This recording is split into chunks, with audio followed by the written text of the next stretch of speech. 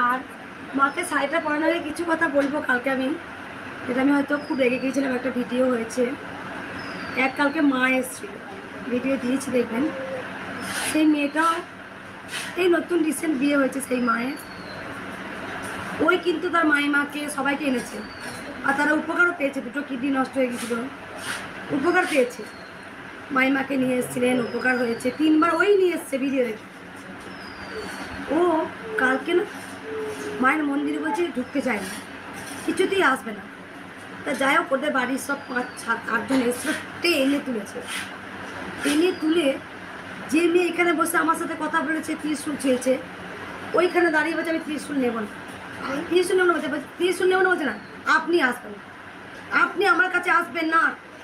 চোর করে সরিয়ে একদম হয়তো দেয়ালে মাথা ফেটে যাবে এরকম হবে। তারপর আমাদের কিছু সেবিকা ছিলেন, ওনাদের বাড়িতে ত্রিশূল টেনে চলে গেল। যেই আমি ত্রিশূলে শুয়েছি, দেখিয়ে দিল কোমরে একটা মাদুলি আছে, কোমরে মাদুলি আছে বাবা। কিন্তু ওকে দেখা যাচ্ছে না যে কোনো শরীরে মাদুলি আছে, কোনো না হাতে না গলায়। যে যেই বলেছি মাদুলি, ওরা সব খোলো এখন। মাদুলি খুলছে, চুল থেকে মাথা থেকে এত মাদুলি, কোমর থেকে এত মাদুলি। অনেক ভক্ত এসছে, আমরা সবাইকে বাবা তোমরা তো মায়ের সমান, তোমরা আড়াল করে দাঁড়াও। ওইখানে দাঁড়িয়ে কোমরে মাদুলি সব খোলা করিয়েছি, এত মাদুলি বেরোলো। তারপর ত্রিশূল ঠেকালাম। তারপর বলছে মা আমার শরীরটা হালকা হলো। বলছে মা আমাকে যেন কেউ যেন বলছে পুকুরে তুই ডুব দে, আর ওইখানে না অনেক কিছু পুকুরে ডুব দে। আমি শুধু এটাই বলি, কবে আমি পারবো কলিযুগকে কুসংস্কার থেকে ছিঁড়ে বেরিয়ে আসতে। আর এটা আমার পত্রিকাও আছে, কুসংস্কার থেকে মানুষকে মুক্ত করতে হবে। কুসংস্কারটা নয়, ঈশ্বরকে বিশ্বাস করো, ঈশ্বরকে মন প্রাণ ভরে ডাকো।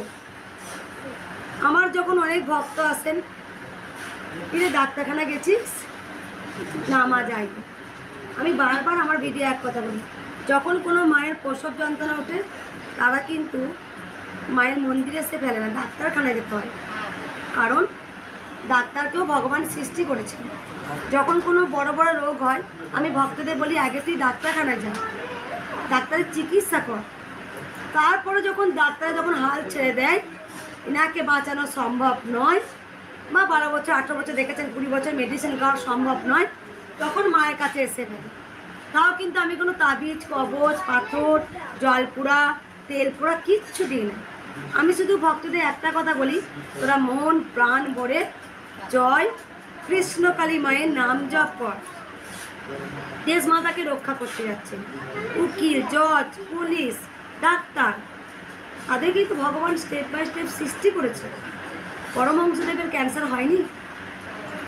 এইটা তো নয় যে কৃষ্ণকালী মা এসছে আমি পুরো নিরোগ থাকবো, এটা ভুল।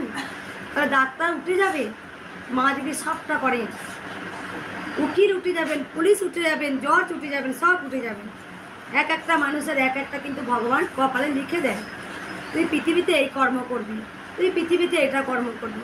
তাই জন্য বলি কুসংস্কার বিশ্বাস করো না। আমার মন্দিরে ভক্তি থাকে, আমার কেন তারাপীঠ, দক্ষিণেশ্বর আমরা ভক্তি করে পুজো দিতে যাই না?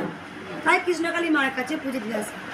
আমি এইটা কবে আমি চোখে বলবো কুসংস্কারে বিশ্বাস করো না। আর একটা তাবিজে যদি কিছু হতো, একটা যদি মাদুলিতে কিছু হতো, তাহলে করোনাকে আটকাতে পারতো। তাহলে করোনার জন্যে এত লাখ লাখ কোটি কোটি মানুষ, ছোট্ট বাচ্চা, বয়স্ক মা বাবা, সন্তান হারিয়ে যেত না। মা ডাক্তাররা কি লড়াইটা না করেছিল যখন করোনা হয়েছিল, কত ডাক্তারদের প্রাণ চলে গিয়েছিল। হাজব্যান্ড ওয়াইফ দুজনে ডাক্তার, তারা দুজনে মারা গিয়েছিল। তাহলে তাদের যখন এতই ক্ষমতা, তাহলে মাদুলি দিয়ে কেন করোনাটাকে আটকাতে পারেনি?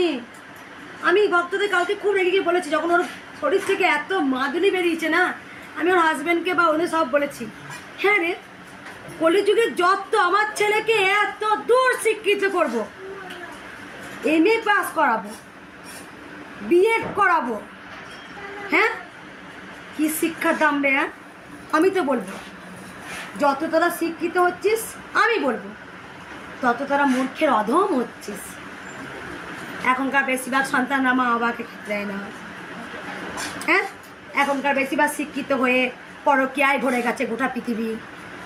তার স্ত্রীকে ফেলে চলে যায়, তার স্ত্রী স্বামীকে চলে আসে, তার সন্তান থাকে, সে সন্তানটা খেলো কি খেলো না সেই বাবার জ্ঞান বুদ্ধি নেই।